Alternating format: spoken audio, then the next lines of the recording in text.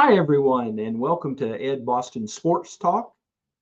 My name is Ed Boston. You may have seen me on other live streams and wanted to play around with sports here just a little bit. Let me fix my camera there. It wasn't bothering you, it was bothering me. Uh, but wanted to mess around with sports a little bit. I tried this several years ago and it just didn't kick off the way I wanted. And my time situation was such at the time that was had many other irons in the fire. And so stopped that for several years now. But I want to look back a little bit when I was in high school, looking at what I wanted to do with my life. Um, I, I, of course, as many children do, I wanted to be a Major League Baseball player. Unfortunately, my talent level didn't even include being a college baseball player. So my secondary occupation that I was looking forward to was sports journalist, whether it be writing, broadcasting, or whatever. That was kind of my backup. And I was enrolled at Ball State University, going to go there after I graduated from Columbus East High School, Columbus, Indiana. Back in 1980, I graduated and ended up not going to school, went to the United States Army instead, and I served proudly. I'm a veteran, served proudly from 1981 to 1984. I was in during the Cold War, and proud to say that my commander in chief was my political hero, Ronald Reagan. So that's a little bit about me and my background personally there. Uh, as far as other things that I do, I've had a podcast for over 8 years, or since 2008. It's more than 8 years. Uh, that would, boy, the eight just got in the wrong place there. Podcasting since 2008, with the podcasts and live streams together, got about 3,000 of those under my belt. And so I've been doing this for a while, and I am also a pastor. Live stream many of the services that I do. And so, uh, as far as live streams and podcasts on Monday night, plan on doing this. Tuesday nights with my son Ronnie, I do Red, White, and True. Uh, we look at politics from a Christian perspective. On Friday nights with my wife Amy, we do prayer and share. We've been doing that for 5 years now. And that started March the 18th, I believe, of 2020, the day the world shut down with COVID. And we've been adding prayers to that ever since. Uh, Obviously, COVID isn't what it used to be, but boy, prayer is a necessary part of what I do as a pastor. And if you ever have requests that you would like me or a group of people to pray for, just put a comment in or find a way to contact me through Facebook.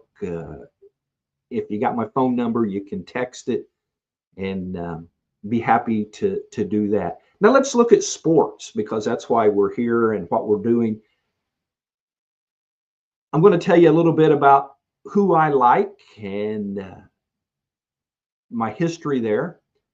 Uh, let's just say I've had my favorite teams since I can remember having favorite teams. In baseball, that would be the St. Louis Cardinals. To say I'm a Cardinal-aholic would be an understatement. Uh, so much so that my firstborn child is named Brock, after Lou Brock, who was my favorite Cardinal.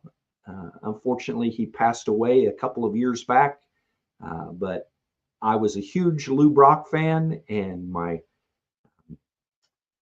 My son is first name is Brock.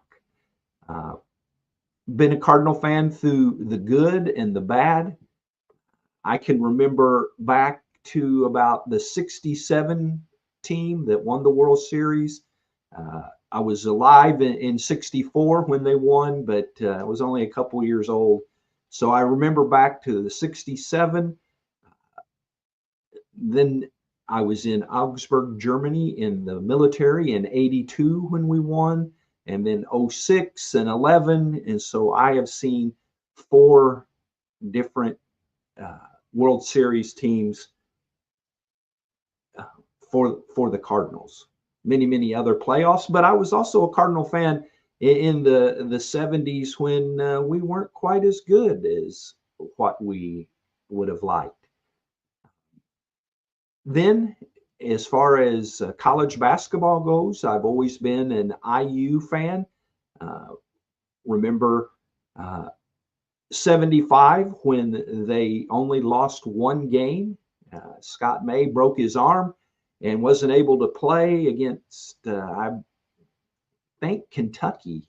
Oh boy, I didn't think I'd ever forget about that, but he didn't get to play, so they only lost one game. They'd been undefeated all season long, and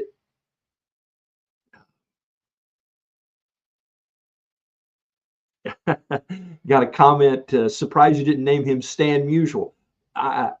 Stan didn't play when I watched, so uh, I'm old. I'm 62 and born in 62, but I didn't watch Stan the Man play. Um, IU basketball, 75, 76, undefeated, national champions, 81. I remember that vividly. That is the day that Ronald Reagan was shot, an attempted assassination. Later that night, IU beat North Carolina in the national championship game. And so I remember that vividly. Uh, as far as the NBA, I have always been an Indiana Pacers fan. They're the home team here in central Indiana. Uh, I started as a Pacers fan when they were in the ABA, the American Basketball Association. There's the NBA, National Basketball Association, but the Pacers originally came from the ABA, and they were one of the dominant teams in the ABA. Several championship banners that the Pacers won back in the old ABA days. NBA hasn't been as good to them. No world championships, no NBA banners flying for a championship, but we've had some good times. We had Reggie Miller era, and some good things happened there. You might remember him doing the choke sign for Spike Lee. Remember his 8 points in 9 seconds, different things throughout uh, the time of the Indiana Pacers. And so that'll bring me to the NFL. And I was a Colts fan when they were in Baltimore. That's right. I was a Baltimore Colts fan.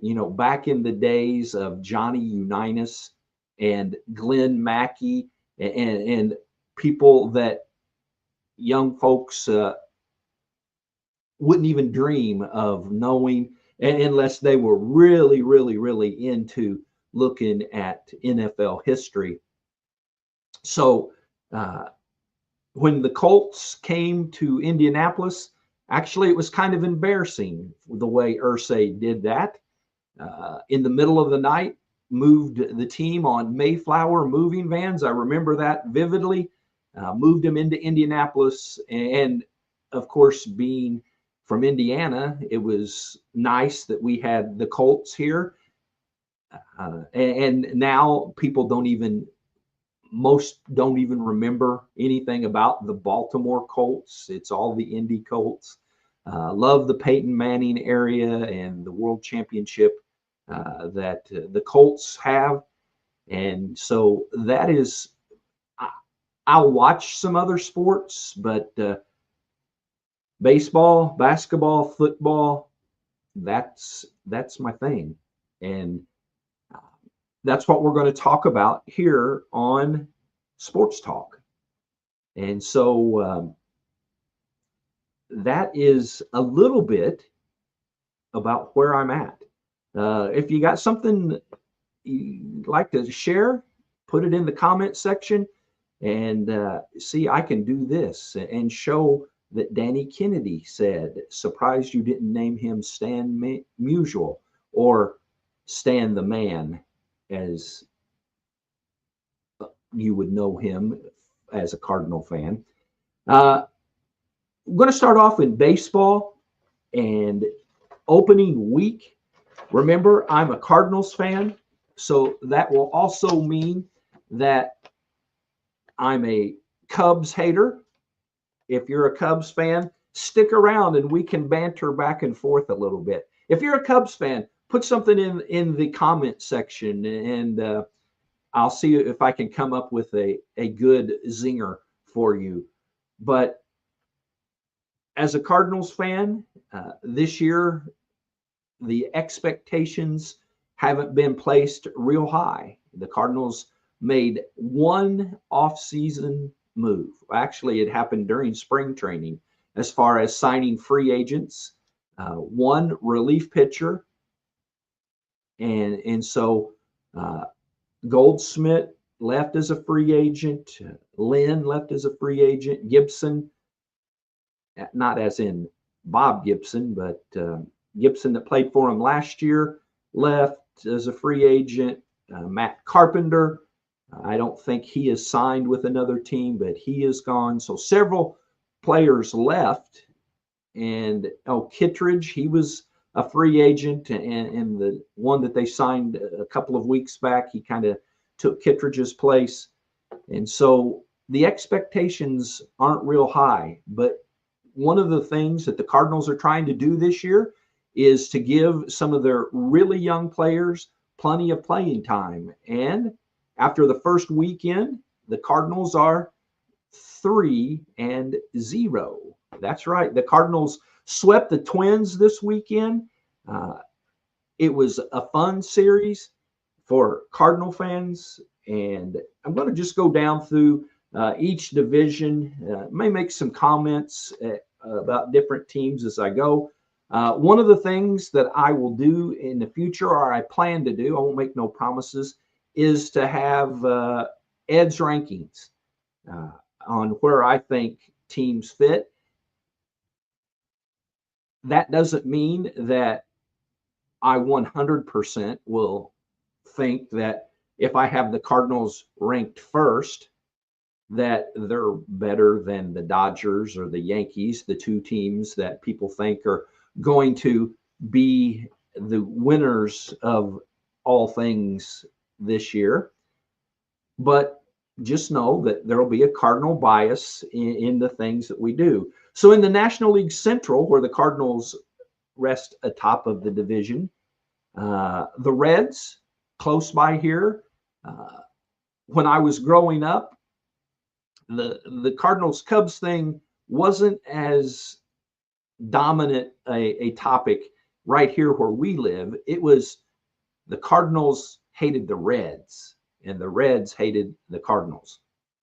And there were different times throughout baseball history when each team was a dominant force. The Big Red Machine in the 70s, we would go, when I say we in sports, it would be my dad and my brother and maybe others, but we would go to Riverfront Stadium. I actually remember being in Crosley Stadium, but not real well. Riverfront Stadium, and I'll give you a piece of historical trivia for you. We were there the night that Mark Whiten hit 4 home runs. That was game 2 of a doubleheader, 4 home runs in one game, not for the doubleheader, but 4 in game 2. there was probably, maybe 1,000 fans left in the stands by the time. It was late in the season. Neither team was going to the playoffs that year. And if you remember those days, Dibble was pitching late in the game. Witten had already hit 3 home runs, and people had moved all around the seats, and so we had moved right behind home plate, several rows up, and Dibble grooved one right down the middle. Now, he was a fireballer, and Witten just crushed it off the facade of the second deck in Riverfront. And it was an amazing thing. Google Mark Witten, and I promise you it'll come up and tell you about that game with 4 home runs. And me and my dad and a few others were there that night. The rivalry with the Reds isn't how it used to be for me. I'm still not a Reds fan, but I'm not a Reds hater. So that's kind of where I'm at with that. Cincinnati is in second place, 1-2 in their first games. The dreaded ornery, nasty Cubs are in third, 2-4. They actually played a 2-game series in Tokyo with the Dodgers. They got swept in Tokyo, and I come up with, I got to pat myself on the back for this one. It was opening day, and the Cubs were already 0-2. I'm sorry, Cubs fans, I couldn't resist. It was opening day for everybody else. It wasn't opening day for the Cubs or the Dodgers, but it was opening day, and the Cubs were 0-2. And so they are at 2-4. Pittsburgh 1-3. Milwaukee has started off in a terrible funk. They were outscored 47-15 in their opening series. Wow, that was a tough one.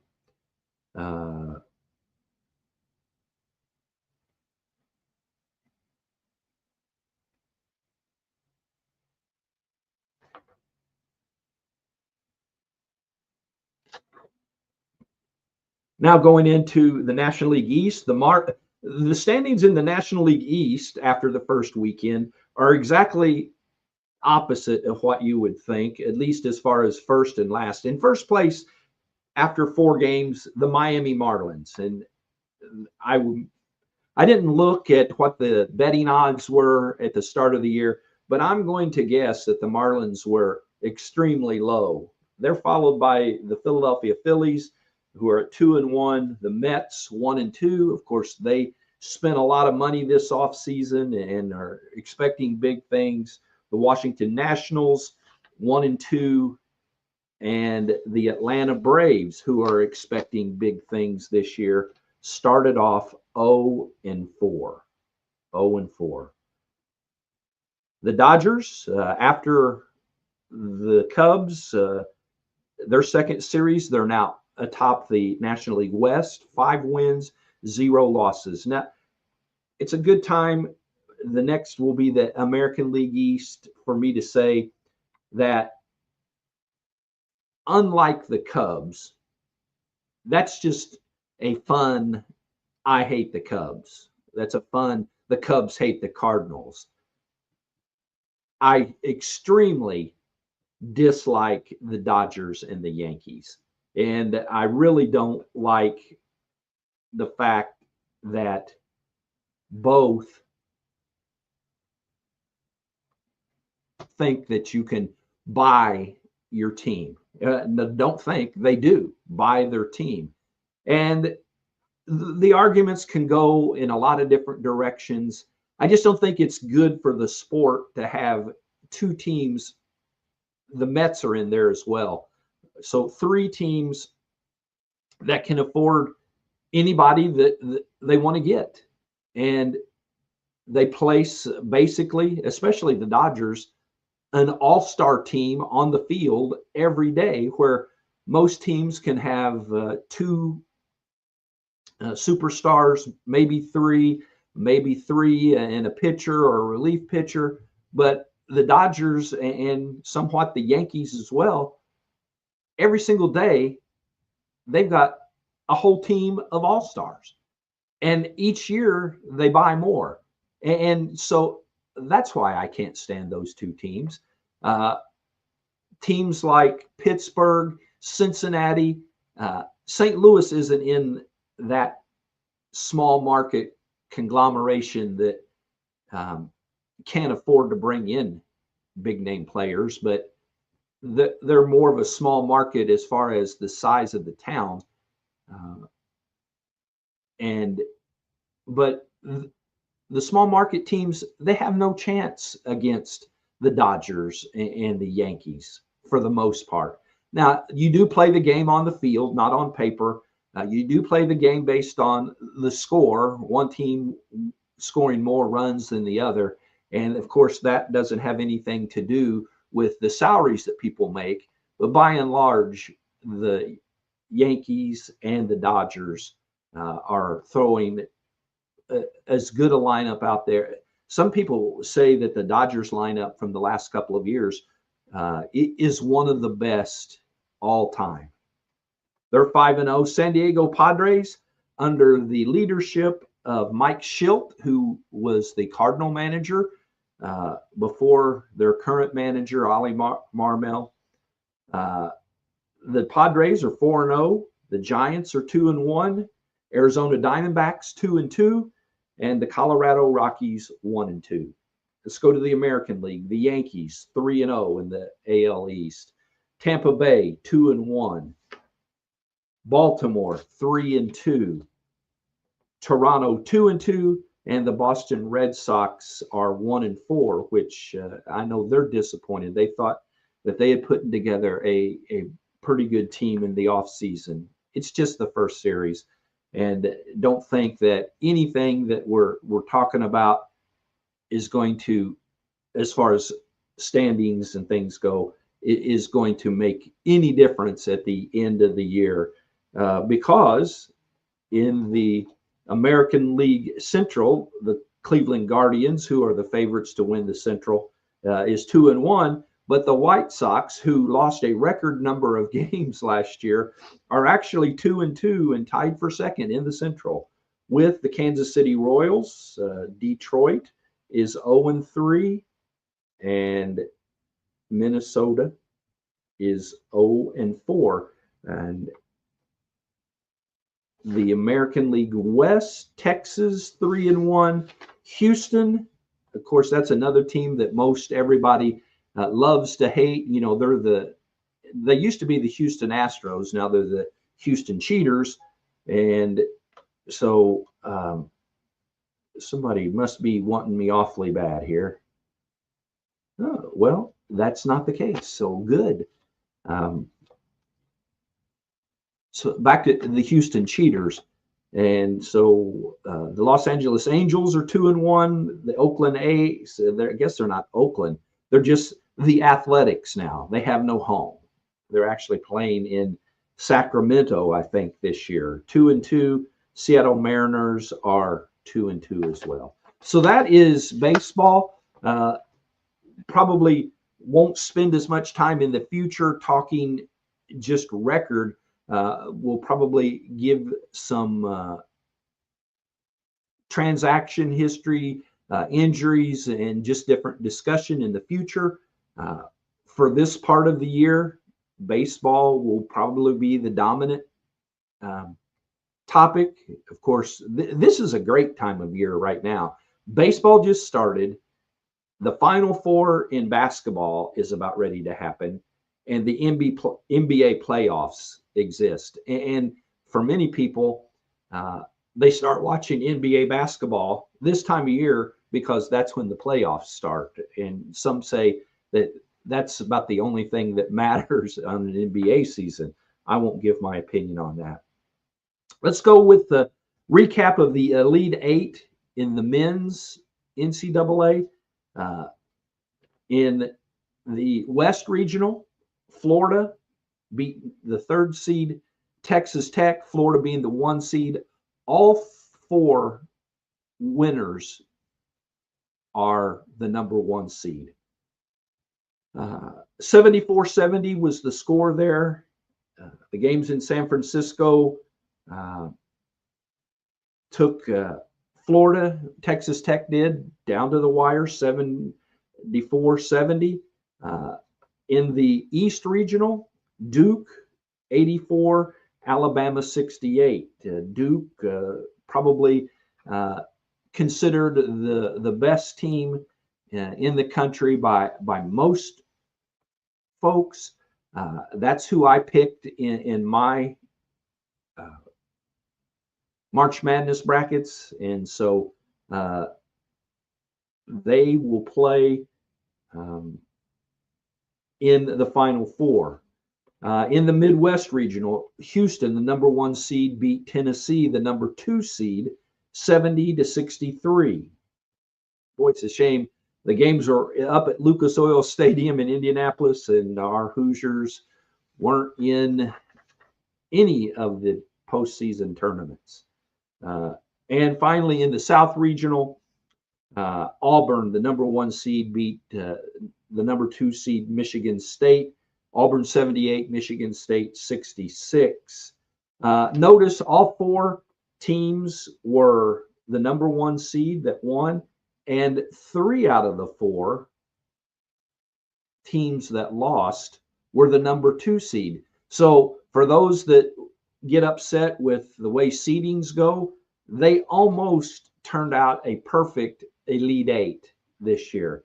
Only Texas Tech, a number 3 seed, advanced into the Elite 8 and were defeated by Florida. And we'll talk more about the women's in just a minute. But for those that do the seedings, they got to be pretty proud of the job that they did this year. Let's see. The Final Four is set for Saturday. It'll be at the Alamo Dome in San Antonio. And it is unprecedented that all 4 number 1 seeds will be there. If you are a fan of Cinderella stories, this wasn't the year for that. But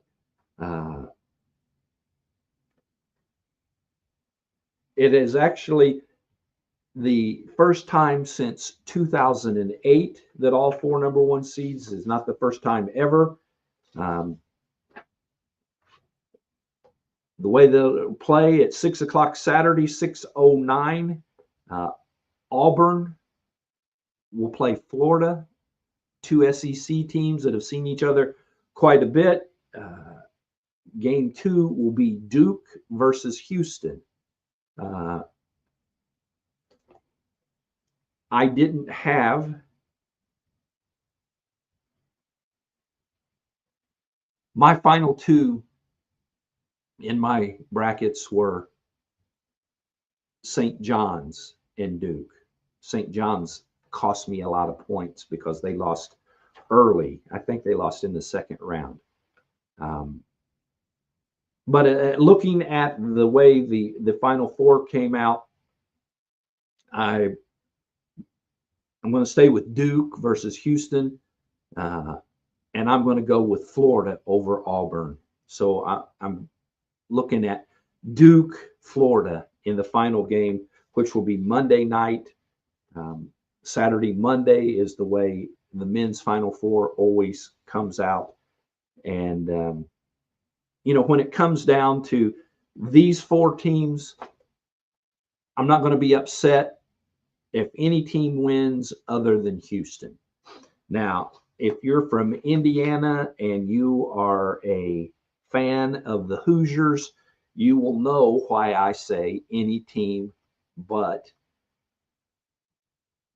the Houston team, because Kelvin Sampson is the coach at Houston, and Kelvin Sampson one time was the coach of Indiana, and Kelvin Sampson left our program a mess with NCAA punishment, sanctions, and so I don't know. I'm a typical sports fan. You screw over my favorite team, then probably not going to like you. It's not like in life to where if Kelvin Sampson screwed up, I would forgive him because that's what you do as a Christian. As far as sports go, whatever between him and God on what he did. But as a sports fan, I don't like him.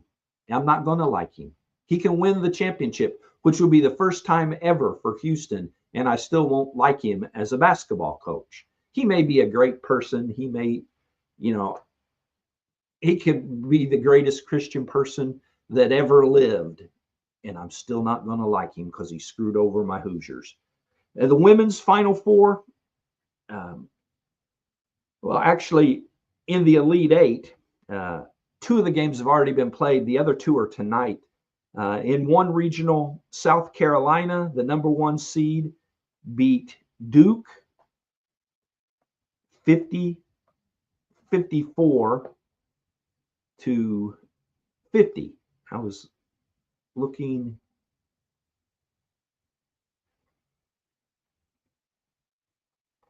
Let me look real quick.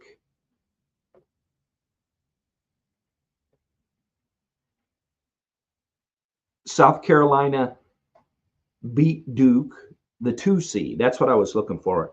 I scribbled that in handwriting and not typed, and I couldn't read my own writing. Duke was the number 2 seed. UCLA, the number 1 seed, beat LSU 72-65. UCLA number 1 seed, LSU the number 3 seed. So just like in the men's tournament, there were 4 number 1 seeds in the Elite Eight, 3 number 2 seeds, and 1 number 3 seed. So both men and women were 1 game away from having a perfect Elite Eight Final Four. Tonight, Texas plays TCU. Texas is the number 1 seed. TCU is the number 2. And USC, Southern California, they play UConn. USC is the number 1 seed. UConn, the number 2. Many people think that the winner of that game will be the eventual winner. USC has been the number 1 team for quite a while, but I believe that their dominant best player is injured. So a lot of people think that UConn has the inside on that. Now let's go to the NBA. But before I do, I meant to do this earlier. Let me take a quick break. If you got a question, got a comment, put them in the comment section. Love to answer it, but let's take a quick break.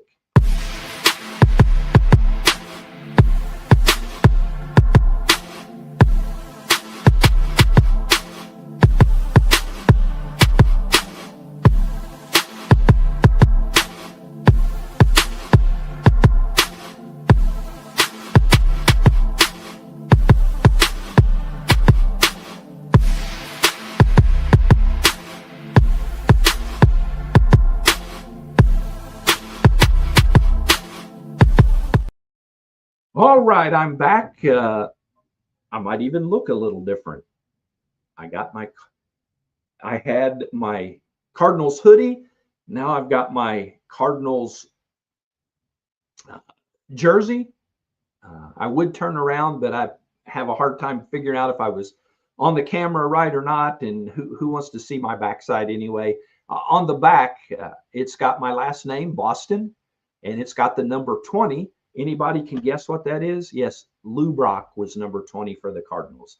So it's got my last name, Lou Brock's number on the back of my Cardinals jersey. And actually, I've actually got another Cardinals hat over there. And if I would have remembered to done this at the right times, I was going to take a second break and then take my jersey off and show you my Cardinals warm-up jersey. But best laid plans, you get to talking sports. And speaking of talking sports, the Pacers are playing right now.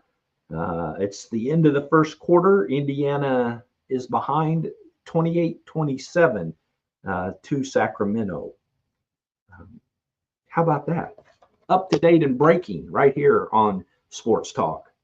The NBA. We're going to go with the NBA here, and then we're going to call it a night. Won't stay on this topic too terribly long, but let's look at the conference standings. In the Eastern Conference, where the Pacers are part of, Cleveland leads the way. 4.5 games behind them are the Boston Celtics. If I had to name a number 2 team historically, Boston Celtics would be that team. Being that I am from Indiana and Larry Bird, the hick from Fritz Schlick, Indiana, love the Celtics in the Bird era, and still they're my number 2 team. They are number 2 in the Eastern Conference. New York Knicks, 12.5 games back of Cleveland, are the number 3 seed. Right now, my Indiana Pacers are the 4 seed. Detroit Pistons are the 5. Milwaukee Bucks are the 6. Those are the teams that would not have to have a play-in game to make it into the playoffs. The 7, 8, 9, and 10 seeds all would have to play into the tournament. Atlanta is the 7 seed. Orlando is the 8. The Bulls and the Heat are tied at 9 and 10. I believe playoff-wise, Chicago would be the 9, which the only difference that would make would be as far as which team would be the home team. On to the Western Conference. And this year, both first-place teams in the conference have pretty big leads. Boston is within reaching distance of Cleveland, 4.5 back, but that's a pretty good size lead, pretty comfortable, thinking that Cleveland is going to finish in the number 1 seed. Even wider in the Western Conference, Oklahoma City at 62-12, 83.8% winning percentage. Over Houston is the number 2 seeds. They're 13.5 games back. Denver is the 3 seed. The Lakers, the dreaded Lakers. I was a Pacers fan and still am a Pacers fan. Then I was a Celtics fan. The Celtics were doing the Lakers-Celtics rivalry throughout the 80s. And when the Pacers weren't, well, they weren't all that. A couple of times they did all right.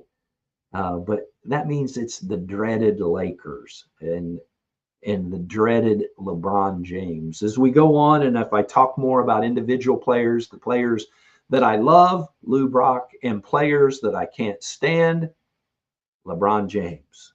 I cannot stand LeBron James, which most people my age can't.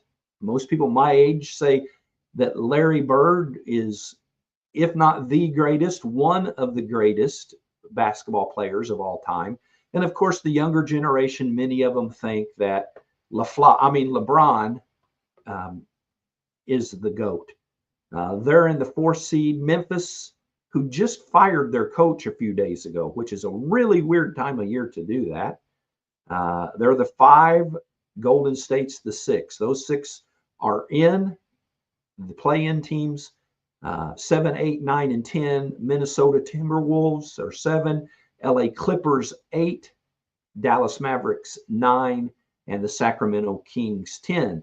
So Sacramento and Indiana tonight, that game actually has playoff implications. Sacramento needs to win to stay in the play-in position. They're at the 10. The Pacers need to win to stay a game and a half ahead of Detroit. They are the 4 seed. Detroit is 5. They would play in the playoffs, and the 4 seed would have the home court advantage. Let's look right now if the playoffs started today, and then we're going to call it an end. The first game in the play-in in the East would be the Hawks and the Magic. The winner of that game would go into the actual first round of the playoffs. The loser of that game goes on to play the winner of the 9-10, which is the Bulls and the Heat. So the 2 seed, Boston Celtics, would play either the Hawks or the Magic. 3-6 is the Knicks, home court advantage over the Bucks. The 4-5 Pacers, home court advantage over the Pistons.